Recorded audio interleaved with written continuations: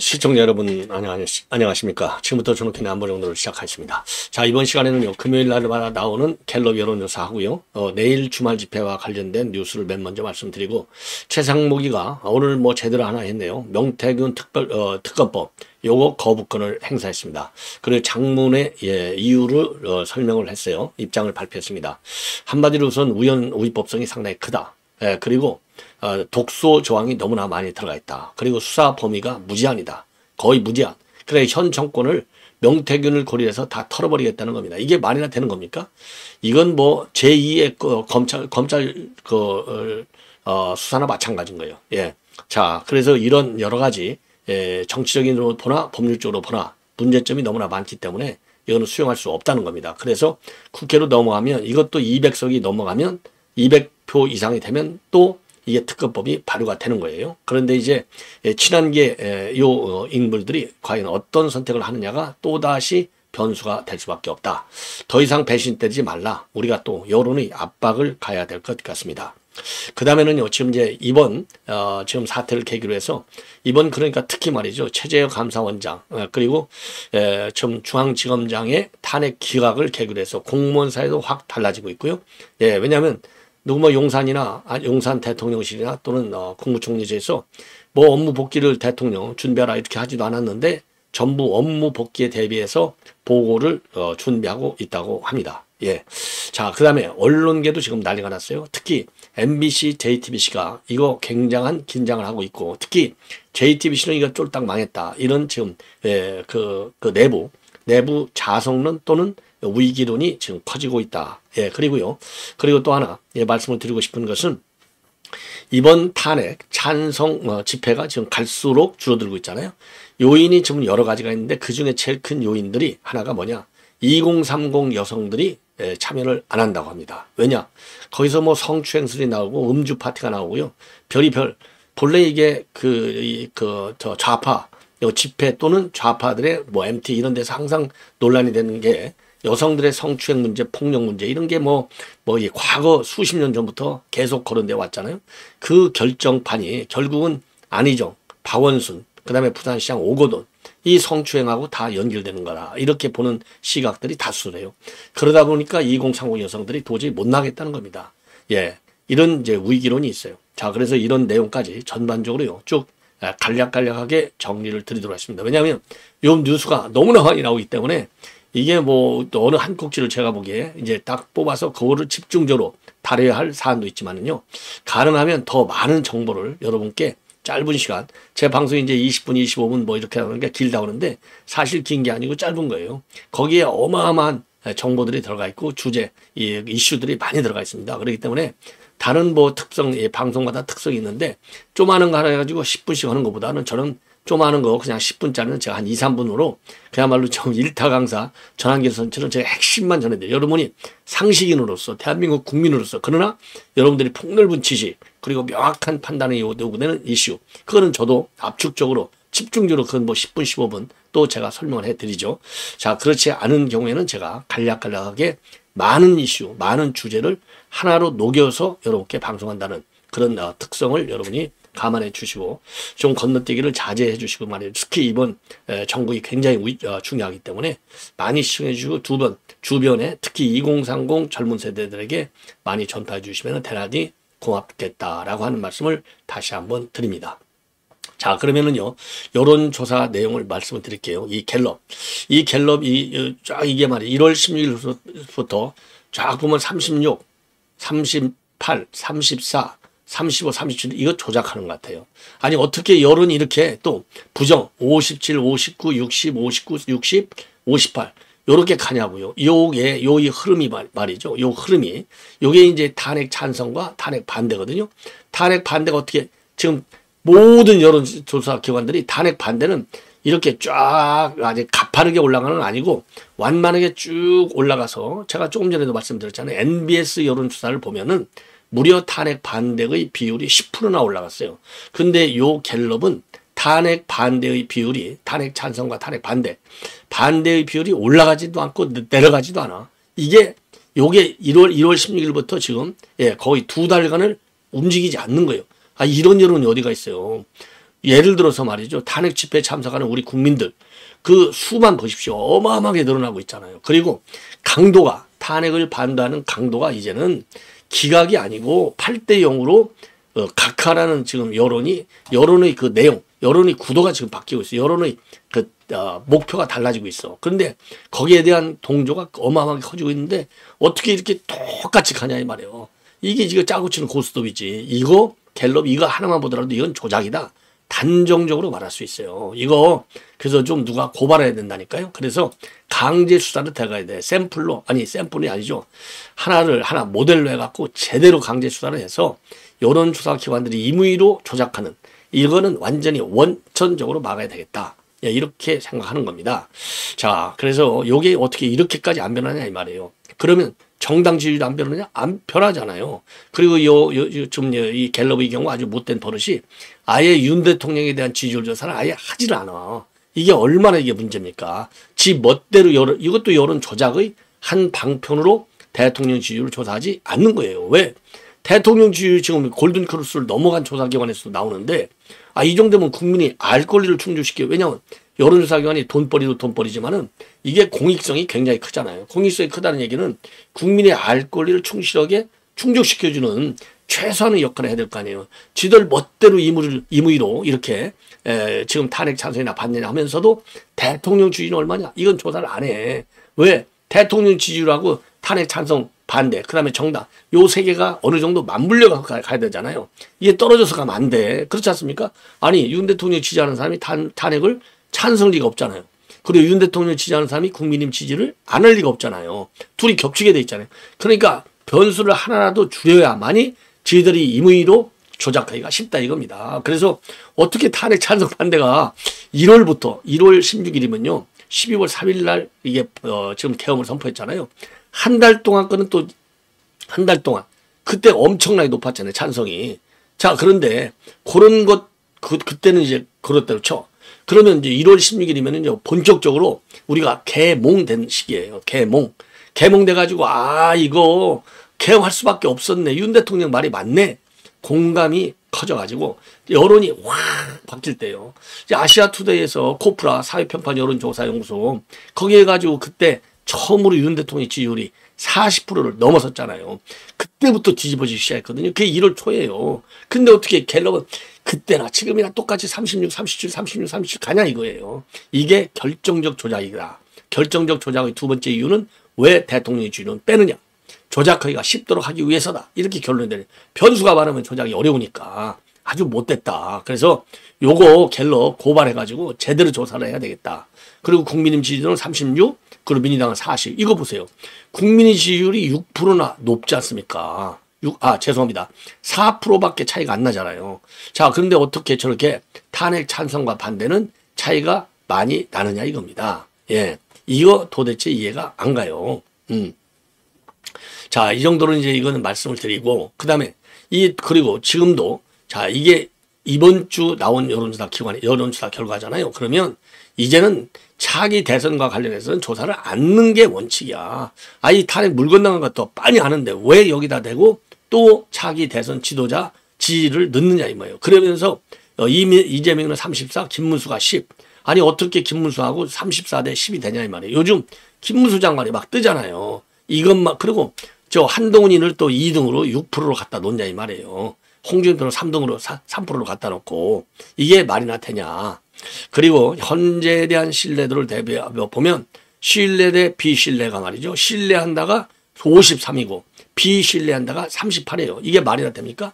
요즘 말이죠. 정상적인 여론조사를 보면 불신하고 신뢰가 50% 전후로 해서 한 2, 3%, 3, 4%가 차이가 안 나. 근데 여기는 또 15% 차이 나게 벌려놨어. 이게 말이나 되냐. 예? 이게 도대체 됩니까? 그리고 중앙선관위도 말이죠. 신뢰가 44대 비신뢰가 48. 공수처도 신뢰가 29대 부신뢰가 59. 검찰은 신뢰가 26대 불신이 64. 경찰은 48 신뢰 대 불신 41. 이거 보십시오. 예. 자, 그래서 이 여론조사 갤럽 이거 반드시 반드시 강제 수사를 하도록 해야 되겠다. 이런 말씀을 드리고, 그 다음에 제가 이제 좀 이 여론조사는 길게 좀 분석을 하지 않을 수 없고요. 최상목이가 올바른 결정을 간만에 했습니다. 요 최상목이 요게 명태균 특검법안은 거부권 행사하는 게 맞다. 왜? 우연성이 상당하다 이겁니다. 우연성.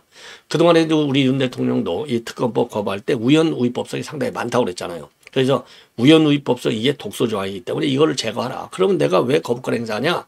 근데 특검 왜 그러냐? 어마어마하게 거부권 행사할 걸 왜 민주당은 모르겠어요. 알지?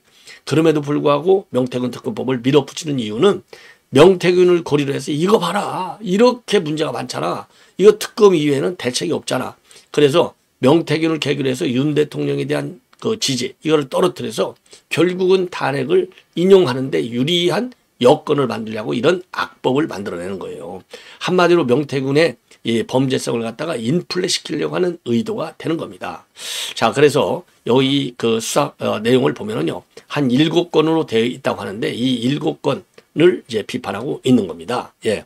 자, 그래서 요 최재행이 오늘 얘기한 거에 따르면은, 예, 특검법에 따르면, 자, 우선 기존 다른 특검법안에 없던 독소조항. 그래서 이 법안 특검 수사가 끝날 때까지 사건 공소시효가 정지대로 했고, 이거 독소조항이죠. 다른 데 없는. 그리고 검찰이 이미 기소해 재판이 진행 중인 사건까지 특검으로 가져와서 특검이 공소 유지를 하도록 했다. 이게 재판도 지 멋대로 하겠다는 거예요. 이거 제2의 국보위를 특검이 국보위 권한을 특검이 갖겠다는 거나 마찬가지인 거예요. 그리고 대법원장이 추천한 후보자 2명 중에서 1명을 대통령이 특검으로 임명하는데 안 하면 연장자가 자동으로 되도록 한 거. 그리고 지금 지난 대선 때 국민의 후보 경선, 그리고 2020년도 지선하고 재보궐선거, 그리고 작년 총선, 여기에서 명태균이가 불법 여론조사나 또 공천 개입이 있는 거, 공천 개입 의혹과 관련된 거, 그리고 정부하고 중앙정부하고 지방자치단체, 그리고 각종 기관의 인사 문제, 사업 문제, 여기에서 이 명태균이가 개입해서 국정농단이 있다고 의혹이 가는 부분. 그러니까 모든 걸 다 수사할 수 있게 한 겁니다. 자, 그래서 이 최대행이 말이죠. 최상목이가 오늘 지금 발언한 바에 따르면 특검법에 따르면 2021년부터 2024년까지 실시된 모든 경선과 선거 그리고 중요 정책 결정 관련 사건 그리고 그 수사 과정에서 인지된 관련 사건 전부를 제한 없이 수사할 수 있게 됐는데 수사 대상 그리고 수사 범위가 너무나 불명확하고 방대해서 헌법상 명확성의 원칙과 비례의 원칙이 훼손될 우려가 있다. 그리고 기존의 어떠한 특검 법안에도 전례가 없는 공소시효 정지 규정이 있고 특검의 범위에 이미 진행 중인 재판의 공소 유지 권한이 포함되어 있다. 공소시효 정지 사유를 엄격히 적용하는 공소시효 제도의 기본 취지와 헌법상 적법 절차주의를 위배할 우려가 있다. 예. 그리고 검찰의 수사가 가속화되고 있는 상황에서 특검을 도입하는 것은 특검 제도의 취지에도 부합하지 않는다.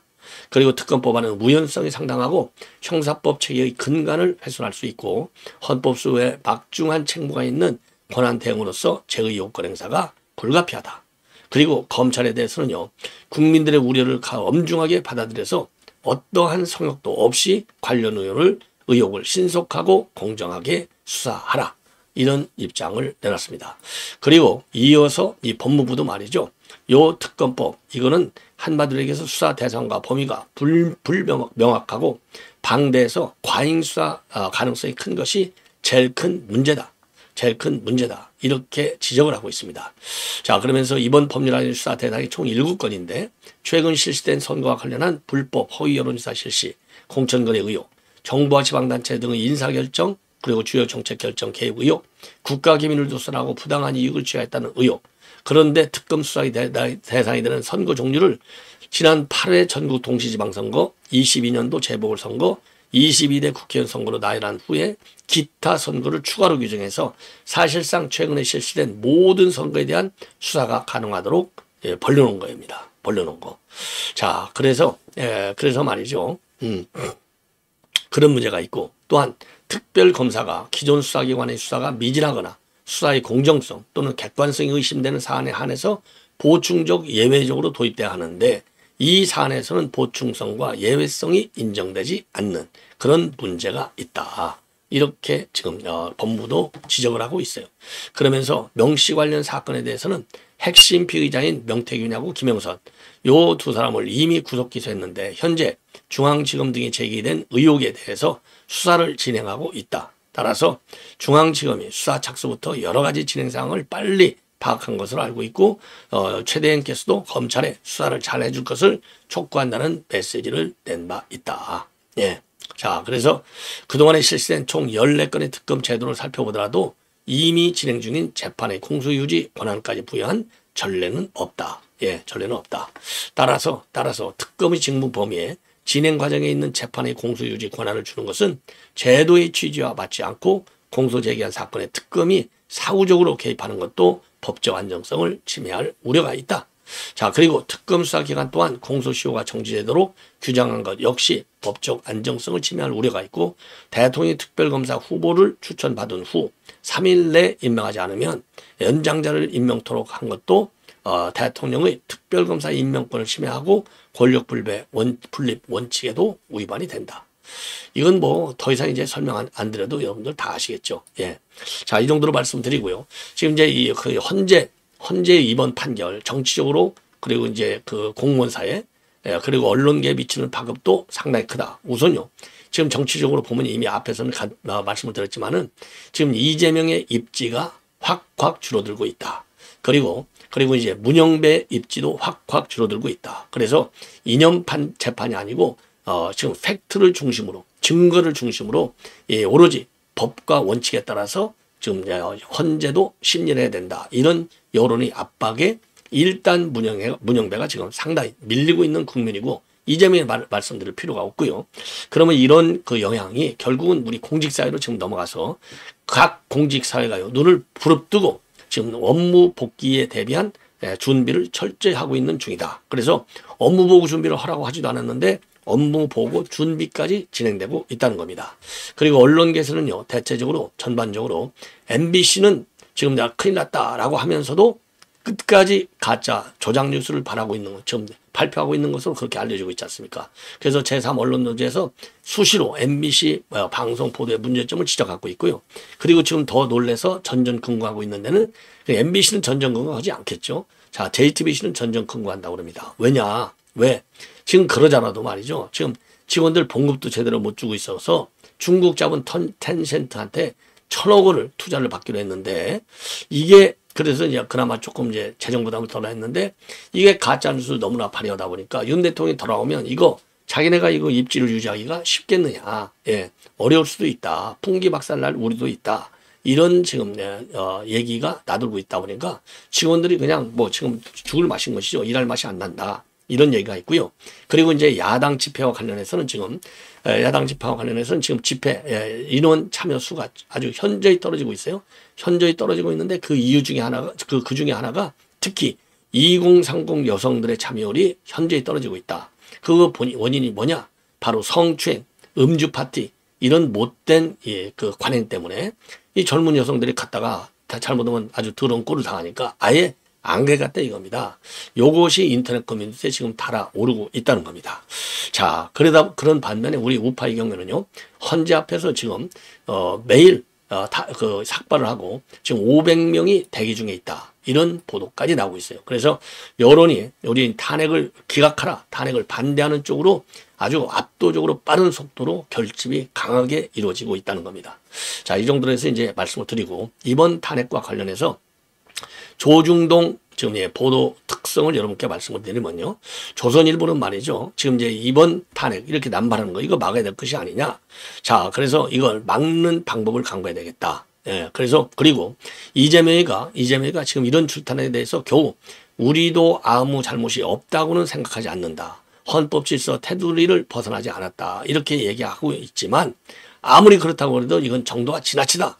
예, 정도가 지나치기 때문에 그야말로 헌법의 기본 질서를 어지럽히고 있다. 그래서 이재명이가 국민에게 사과하라.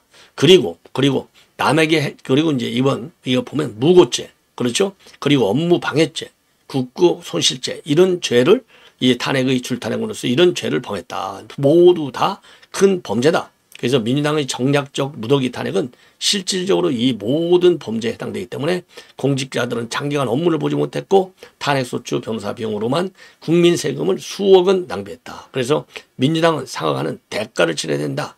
이재명이가 국민에게 사과부터 하라.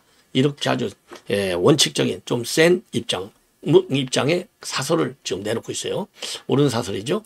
그 다음에 지금 중앙일보는요. 탄핵소추 8.8패 민주당 정치적 책임을 져야 된다. 자, 그래서 법리는 뒷전이고 정략적 의도로 다수 벌린 다수 의석의 횡포다. 그리고 핵심 정부 조직을 마비시키고 사과도 반성도 없다. 아주 딱 똑부러지게 여기도 지적하고 있어요. 예. 자, 그래서 민주당의 이런 출탄핵에서 보듯이 탄핵안이 국회를 통과하자마자 징부가 정지되는 건 헌법상의 허점이다.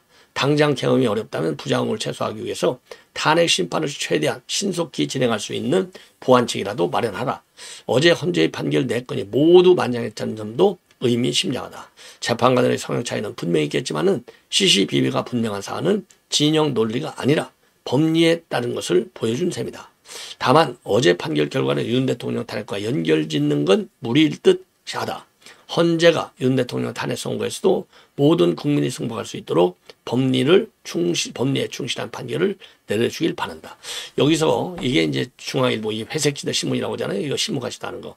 그 이유는 바로 뭐냐. 예. 어제 판결 결과를 윤 대통령 탄핵과 연결짓는 건 무리다. 아니 왜 무리해요. 거기서 조금이라도 다 유추가 가능한 건데 이것만 보더라도 그러니까 윤 대통령 탄핵 기가 인용? 우리는 그렇게 해석하잖아요. 그거 어림도 없어. 그냥 탄핵해. 이 얘기나 마찬가지예요. 그래서 중앙일보는 못된 신문이다. 계속 절도를 해야 된다. 이런 말씀을 드리고 싶고 그 다음에 동아일보는 살짝 돌아섰어요. 감사원장 검사 3명의 기가 그래도 줄탄핵 사과조차 없는 야 이렇게 되어 있습니다. 자 그래서 헌재는 최재형 원장의 경우 파면할 만큼 중하지는 않지만 권익위원장 그러니까 전현희 감사 과정 등에서 일부 위법이 있었다고 했고 검사 3명에 대해서는 김 여사 주가 조작 관련 의혹의 증거 수집을 위해 적절하게 수사했는지 의문을 제기했다. 탄핵안이 기각됐다고 해서 최 원장이나 검사들이 완전히 면책된 건 아니란 얘기다. 이 아무것도 아닌 걸 여기다가 딱 집어넣어가지고 꼭 이렇게 씹는 거예요. 한마디. 이게 못된 버릇이죠. 동아일보에. 예. 자 그렇다고 무더기 탄핵으로 정부 기능을 방해한 야당의 책임이 사라지지 않는다. 지금까지 민주당의 출탄핵에 대해 유감의 뜻을 표한 건 이재명이가 12일 방송 출연해서 우리도 아무 잘못 없다고 생각하지는 않는다라고 말한 정도인데 그렇게 넘어갈 문제가 아니다. 과반 의석을 가진 원내 제1당의 탄핵 남발로 국정 혼란을 가중시키는 것에 대해서 최소한 공식 사과를 하는 게 도리다. 이게 공식 사과 갖고 되겠습니까? 예, 이거 이재명이 이 사퇴 최소한도 당 대표직으로 사퇴하라. 왜냐하면 이거 이재명 방탄용이라는 게 전 국민이 다 아는 거 아닙니까? 그래서 이재명의 사퇴론을 아주 최고 수위로 끌어올려야 된다. 예, 사퇴론이 확산되도록 해야 된다. 이미 지도부 사퇴론은 나왔어요. 그래서 지도부 그거 뭐 새알 같은 거 사퇴해야 뭐예요? 이재명으로 사퇴시켜야 돼. 이재명으로. 예, 자 이상으로 본 방송은 마치겠습니다. 대단히 고맙습니다.